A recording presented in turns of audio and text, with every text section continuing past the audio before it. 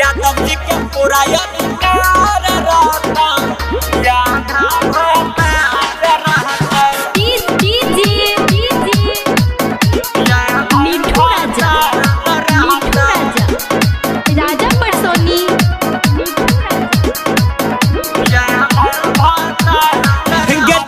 हमरा से तोरा डरे पड़त जे कहै छियौ तोरा करे पड़त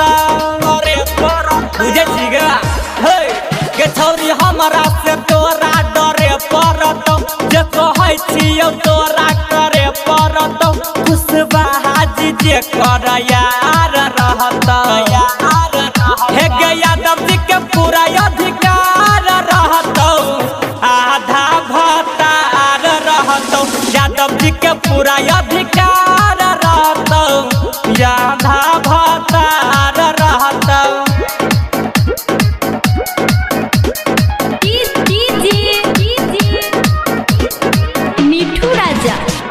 मिठू राजा राजा परसोनी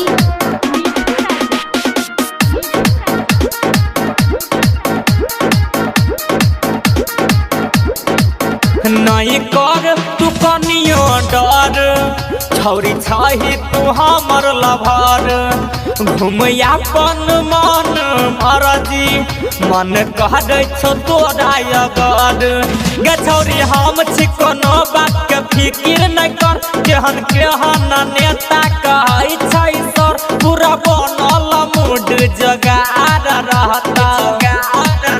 हे गे यादव जी के पूरा अधिकार रहतो आधा भतार रहतो शर्मा जी के पूरा अधिकार रहतो आधा भतार रहतो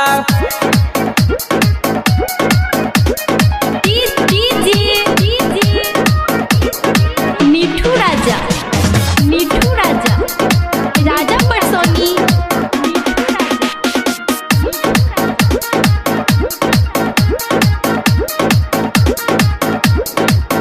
यहन वहन नहीं हमारा समझ हमारा लगे छै एटीट्यूड केहन केहन के कह दै छी सीध जब सनकै छै हमर मूड सूर्य देव कुशवाहा नहीं सब कहतौ हमरा संग में रहत इज्जत रहतौ पीछे पीछे तोरा सरकार रहतौ